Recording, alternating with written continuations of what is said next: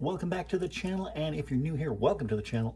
I, as always, am your host, the one, the only, the second Irish Bandit. If you've not seen part one of this two-part video, you can check it out right there. I'm talking about 10 through 6 of my all-time favorite video games. Today, we are looking at the top 5 favorite games of mine. Let's not waste any more time. Let's get right down into it. Coming in at number 5 is a game that I rant and rave about all the time on this channel. If you've seen some of my recent videos, you know how much I love this video game, so I'm not going to spend too much time talking about it. But coming in at number 5, the fantastic Doki Doki Literature Club. So like I said, I'm not going to waste a lot of time talking about this game. You know how much I love it, from the story to the music to how it just subverts expectations, where it starts off as this light, quirky, funny little visual novel, slice of life, dating sim, and just turns into something dark. It is a fun game. Very simplistic. If you're looking for something a little more challenging, this probably isn't the game for you, because it is paced like a visual novel. But if you love visual novels, then I think you will absolutely dig this game. If you are into horror movies like myself, you will horror movies, horror games like myself, you will absolutely love this game as well. It is fun, and I will say this: if you do suffer greatly from mental illness, you probably might not have a fun experience with this game. Now, I've noted my struggles before with mental illness, with depression, and it kind of affected me, but not in like really anything negatively that lasted.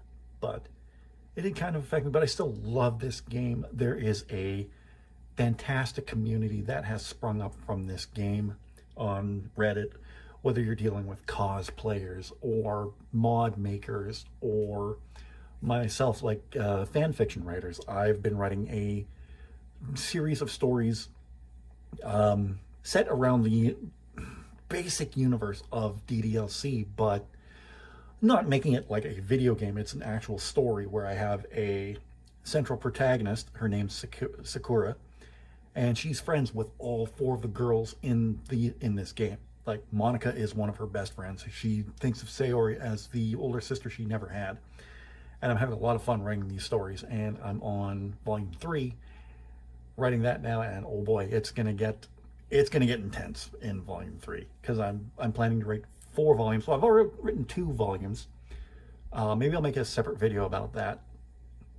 But I've already written 2 volumes, and I'm right now writing the 3rd one, and kind of putting pieces together for the final volume. But Doki Doki Literature Club is just a fantastic game. I love it to death. Give it a try. Coming in at number 4 is a game that everyone has said they feel is a Final Fantasy clone, but I didn't feel that way playing this game. It had something different, it had something unique, and it had something incredibly fun about it. Going back to the PlayStation for this game, a fantastic RPG not made by Squaresoft or Square Enix now. Coming in at number 4, Legend of Dragoon. So honestly and truthfully, it's been a long time since I played Legend of Dragoon, so I don't really remember a lot about the story. But what I do remember is that it was just a fantastic game with a fantastic story, great graphics for the PlayStation, going back that far. And like I said, it is the only game on my list when it comes to RPGs that wasn't created by Squaresoft or Square Enix. I think it was just solely done by Sony. It was just this fantastic game, had a great cast of characters and a great mechanic when you become the Dragoon. It was just a wonderful game, and it's one of the ones that I wish would get remade, because it was so bloody good. I loved this game when I played it, and it was one of those games that I started playing, I played it right to the very end. It was just a great game, had a satisfying story, a great ending, great characters, a little bit of voice acting too, which was just wonderful to hear in that game. Legend of Dragoon, if you can play it, I highly recommend it. It is just wonderful, a great RPG, and one you will not regret playing. Coming in at number 3 is the game that started my love of role-playing games. I played this game back in 1991 on the original NES. My brother played it beforehand, I played it after him, and one of the best games that I've ever played in my life. And again, much like some of the other games I talked about in part 1, holds a very, very special place in my heart because it was the first RPG that I played. Absolutely still love it to this very day. It made the franchise what it is today. Coming in at number 3, Final Fantasy. It's the game that spawned a legacy with the Final Fantasy franchise. If it wasn't for that game, Final Fantasy wouldn't be what it is today. Great game, 8-bit graphics, but the sprite work is just phenomenal. And, you know, it's gotten better now that Pixel Remastered has come out. But yeah, Final Fantasy, the very first one, first RPG I played. Played it all the way through, got to the very end, and it was that feeling of satisfaction because I wasn't playing like a side scroller or a platformer or anything like that where I had lives, where I could feel I could actually finish this game. Where something like Super Mario Brothers, I never felt I could finish any of those games. It was just too frustrating for me. I don't know if it's just me or what. I just can't get through platformers very well. And I love them, don't get me wrong, but I just can't get through them. But with an RPG, that I can get through. It has a structured story, and you level your characters up, and you can go to the very end, like Final Fantasy VIII, Final Fantasy X, Final Fantasy 1. But Final Fantasy 1, the first game, first RPG that I played, and it is, like I said, it holds a very special place in my heart to this very day. I can't wait to play Pixel Remastered and get that feeling once again. Coming in at number 2 is the only wrestling game on this list. Now, I talk a lot about my disdain for WWE as it is right now, even though I'm wearing WWE merchandise, but I mean, it's in support of Seth Rollins, so. But I absolutely love this game. This is one of the best wrestling games that I've ever played, aside from No Mercy, which, again, great game. I just prefer this one over No Mercy. There's nothing wrong with that, but I didn't spend enough time with No Mercy. Coming in at number 2 from the PlayStation era, WWF Smackdown 2. So being a giant wrestling fan, you know I've played my fair share of wrestling games, from the original WrestleMania on the NES. There were some Temco wrestling games that came out that I've played, all the way up through today, pretty much. But my favorite wrestling game of all time is WWF Smackdown 2 on the PlayStation. This just had everything I loved in a wrestling game. You can create your own characters. Like, I mean, I created so many characters in that game. I created versions of myself. I created versions of my brother. We were the tag team champions. We were holding every title. We turned on each other so many times. I even made characters like Sephiroth from Final Fantasy VII. So many other characters. I still do it today with, what was I playing last? Playing WWE 13. Yeah, WWE 13 was the last WWE game that I have owned. But WWF Smackdown 2 was just a fantastic game with everything that was in it. Like I said, it's everything I love about a wrestling game. And they don't make them like that no more. You know, THQ and Ukes had something special with that game when they got the WWF license after all the WCW games they put out. And we're talking wrestling games too. Some other ones you should check out from that era of games would be like WCW NWO Revenge for the N64. That was a wonderful game too. Like I said previously, WWF No Mercy for the N64. Awesome game as well. Going back a couple generations, Royal Rumble for the Super Nintendo. That's it. I loved that game, but WWF Smackdown 2, that's my jam. I absolutely love that wrestling game too this very day. Some may come, some may go, some may be as bad as WWE 2K20. Hopefully 2K22 is better than 2K20, but we'll have to wait and see when that comes out.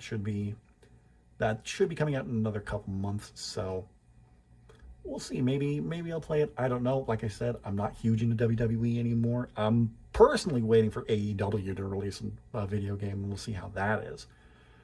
But SmackDown 2, just, I think it was called SmackDown 2 Know Your Role.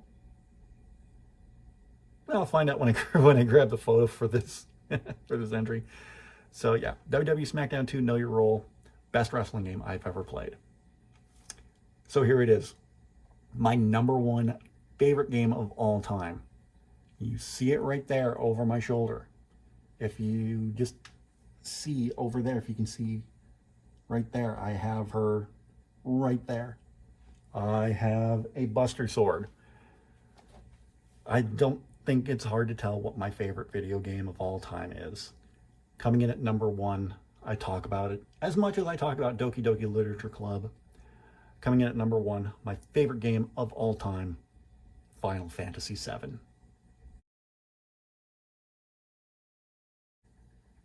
I wasn't kidding you when I said I got a Buster Sword.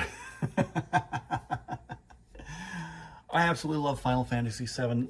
It is the game that made me love RPGs once again. I don't want to say that I'd fallen out with RPGs at that point, but I hadn't really been keeping up with trends of video games at that point. Because, I mean, God knows I love my parents, but they didn't keep up to trends all that much with video games, but I absolutely love them. Like, I mean, when the Super Nintendo was getting hot, we still had a Nintendo.